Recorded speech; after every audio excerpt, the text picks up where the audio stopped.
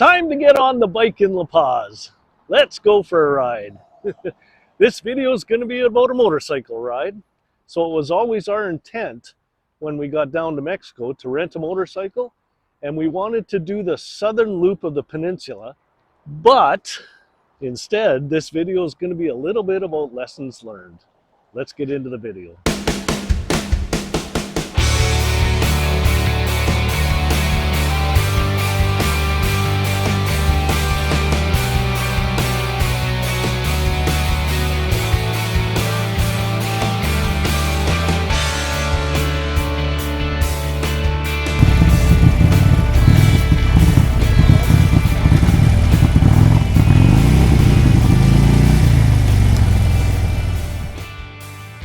Our idea all the way along was once we get down to La Paz, we're going to rent a bike to take some trips around the Baja. When we first got down to La Paz, I started searching around for places to rent motorcycles. So I went to Honda. What am I doing here? I went to Italica, Polaris, and then I went to a couple of rental car agencies trying to find out who rents motorcycles, with no luck. So then I tried to contact Harley Davidson out of Cabo San Lucas, and I found out they're permanently closed. So then I finally found this place. So I found the location I could rent a bike. So I thought, great, they rent Harleys. So let's go take a look. So we went to take a look at them one day, and there was a couple to choose from, the blue one and the yellow one. So we chose the street guide, the blue one, and we had it arranged to pick it up at 8 o'clock the next morning. So then we went back to the rental agency, 8 o'clock the next morning to pick it up. They open at 7 in the morning. So the first thing that happened, nobody showed up until almost 9 o'clock. And then we went to go pick up the bike, and the blue bike had a flat tire. So we decided, okay, we'll take the yellow bike. That way we'll be noticed on the road. So here is our ride day.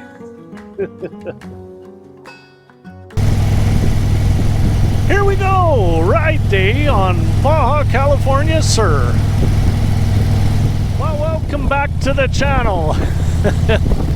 We made arrangements to rent a bike down here, and there's only one place where you can actually rent big bike.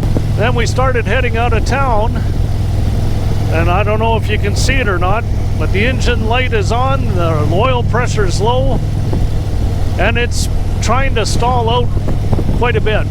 So there's no way we're going to trust this if we're going to go out of town.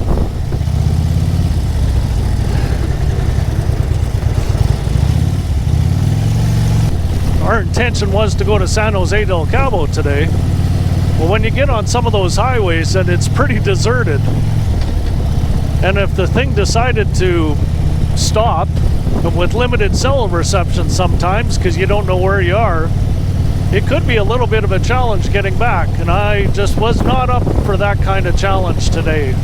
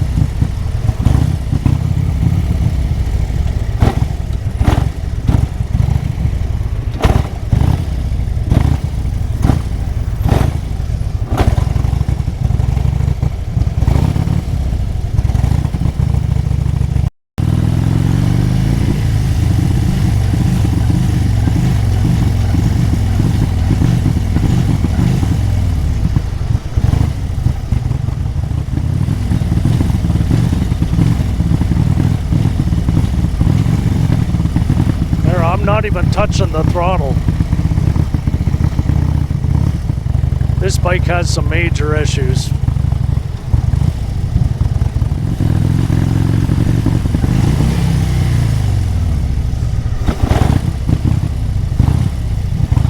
We're just a block away.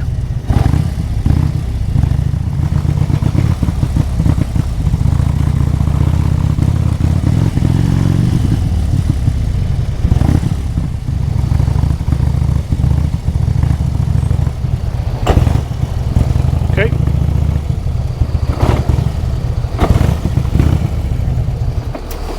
don't think it's up to us to drive a bike that dangerous through traffic. And what I did at that point is I called them up and I called them to come out and take a look at the bike because it's not running well. They tried to tell me, well, that's the way Harleys run. About the 15 minutes it was sitting there, there was a puddle of oil underneath it. Not big, but there was oil there.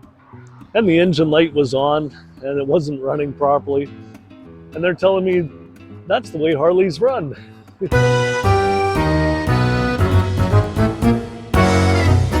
So I ended up having to pull out my hog card and showed them I'm a life member and I know how Harleys run, and this is not how it's run. So needless to say, that ride didn't quite work out. Here's my lesson learned. I wanted to go for the ride so much that I kind of ignored a few signals. So the first one was, well, they never showed up on time. Then the bikes were not in the greatest condition. One of the things that I did learn on this though, when I was signing the rental agreement, of course it was all in Spanish. So after I was doing it, before I signed it, I had the guy recite exactly what each line was for.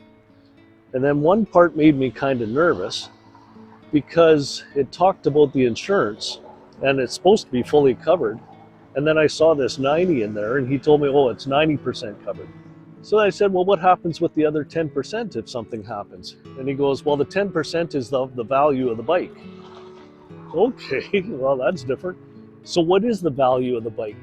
So this bike, the yellow one, he said was valued at 700,000 pesos. 700,000 pesos for this bike? Now that might be the price to replace the bike with a brand new one, but it's not the value of this bike. I'll show you how much that is converted. So I did quick math in my head. I said, so this is how much I have to pay if something happens on the road somewhere? Yeah, that's your 10% deductible. So I thought, well, in my opinion, that's buying them a new bike. So I said, well, what does it take to get down to zero? And well, it's another 500 pesos. So okay, I agreed to that. Then they had a hard time locating the key.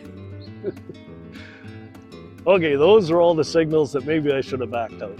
But I wanted to ride so bad, I just did it anyhow, figuring, oh, okay. What I did do is because I had everything video recorded and I was taking an audio recording of when we met again, when he found all that out, I got a full refund and everything was good at the end of the day. Lesson learned. I honestly thought it would be a lot easier to rent a bike down here.